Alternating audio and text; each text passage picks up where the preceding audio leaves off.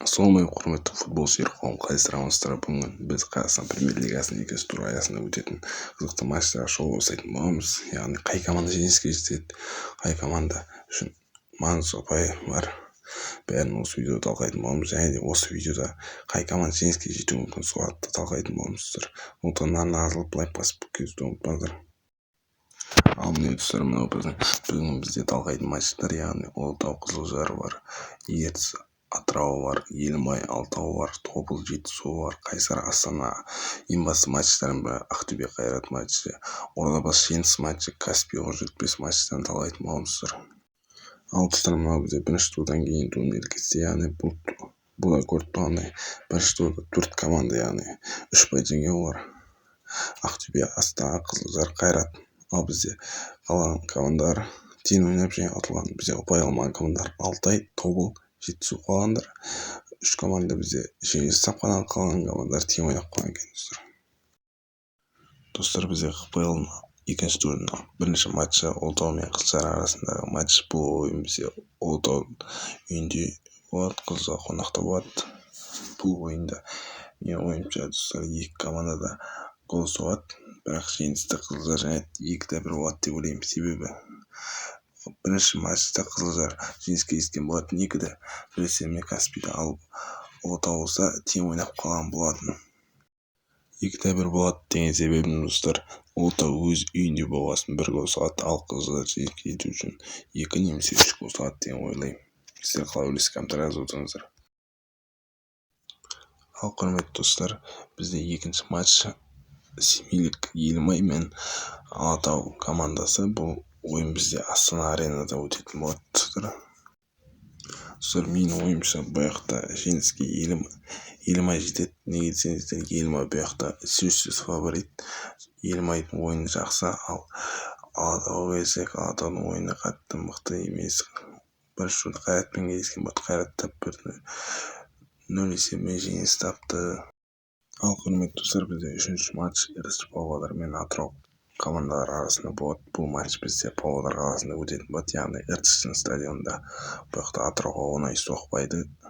Бірінші турда Ордабасымен тең ойнап қалған болатын, ал Атырау болса Ұлытауды мен де тоже тең ойнап қалған болатын. Менің ойымша достар, бұл ойында есеп 1-1 болады. Өйткені екі команда бар салады, бірақ екі команда да қазір формада емес. Ал достар, бізде турдың 4-ші матчы, яғни қостанайлық Тобыл мен талдықорғандық Жетісу арасында болатын болады. Бұл матч өте қызықты болады, бірақ та бұл матч Тобылдың стадионында өткесін, менің ойымша фаворит Тобыл болады. Тобыл бірінші ойында Ақтөбеден ұтылып қалған болатын 4-1 есебімен, және де Жетісуда ұтылып қалды. Бірақ бұл матчта Тобыл өзінікін істеп, яғни ұтатын секілді достар. Менің ойымша Жетісуда есеп 2-0 болады. Бұл бірақ менің ойым достар. Ал достар, бізде турдың 5-ші матчы, бұл бізде Қызылордалық Қайсар мен Астана құрамасы. Бұл құрамалар өте жақсы қарсылас болады. Білесіздер, Қайсарға Виктор Мозес ауысып келген болатын, көбісі сол ойын өтіп отыр, бірақ бұл ойында Виктор Мозес менің шықпайды.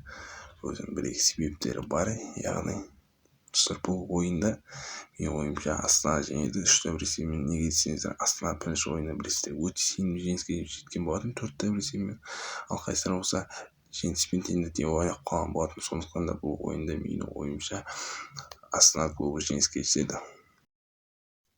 Құрметті достар, бізде ХПЛ матчтар басталмайды. Сұмдық сұрапыл ойындардың бірі күтіп тұр, яғни алматылық Қайрат пен Ақтөбе командасы. Бұл матч бізде Алматы аренада өтетін болады достар. Бұл матч өте қызықты матчтардың бірі болады. Себебі білесіздер, бірінші матчта Ақтөбе өте сенімді жеңіске жеткен болатын, Тобылды 4-1 есебімен жеңген болатын, ал алматылық Қайрат болса 1-0 есебімен жеңген болатын. Бұл матч менің ойымша өте қызықты матчтардың бірі болады, сұрапыл матчтардың бірі болады. Және де бұл матчта менің ойымша достар Ақтөбе жеңіске жетеді. Ақтөбе, неге десеңіздер, Ақтөбе өте жақсы трансферлер жасады. Лушнани алдыңғы матчта екінші таймда алаңға шығып бір ассист берген, білесіздер. Одан да бөлек тағы да мықты ойыншылар алып қорғанысты күшейтті Ақтөбе. Сондықтан да менің ойымша Ақтөбе жеңеді. Бірақ Қайрат та өте жақсы ойнайды. Қайратта да мықты ойыншылар бар, Дастан Сатпаев сияқты. бірақ бұл матчта менің ойымша Ақтөбе жеңіске жетеді 2-1 есебімен. Ал достар, бізде турдың қызықты матчтарының бірі тоже жетінші матч. Бұл бізде Ордабасы мен Шымкенттік Ордабасы мен Жеңіс клубы, яғни бұл матч өте қызықты болады. Бірінші матчта Ордабасы клубы Ертіс Павлодармен тең ойнап қалды, ал Жеңіс клубы болса Қызылордалық Қайсармен тең ойнап қалған болатын достар. Бірақ бұл матчта Ордабасы барын салады деп ойдамын.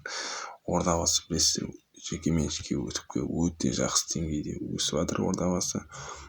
Және Ордабасының білесіздер, бірінші матчта өте керемет атмосфера сезілген, рекордтар қойып қаншама жанкүйерлер жиналған болатын. Қателеспесем 18 мыңдай жанкүйер жиналған болатын. Сол матчта өте қызықты матчтардың бірі болды. Ордабасы қазір және жақсы мотивация алып жатыр ойынға деген. Сондықтан да меніңше осы ойында Ордабасы 2-1 есебімен жеңіске жетеді. Ал міне достар, біз екінші турдың соңғы матчына келіп қалдық. Ол бізде Ақтаулық Каспий мен Көкшетаулық Оқжетпес арасында болады. Бұл матч өте жақсы болады. Екі команда бір деңгейде ойнайды. Бұл матч Қайсардың стадионында болады, яғни Қызылорда қаласында. Бірінші матчта бізде Оқжетпес Елімаймен тең ойнаған болатын. Ал бізде Каспий болса Қызылордадан жеңіс тапқан болатын. Бұл матчта өте жақсы матч болады. Бұл матчта менің ойымша есеп тең болады достар. 1-1 болмаса 2-2.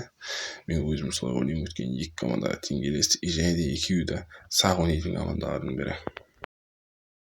Ал достар, біз осылайша Қазақстан Премьер-лигасының, яғни КПЛ-дың екінші тур матчтарын талдаған болатын достар. Сіздерге ұнады деген ойдамын.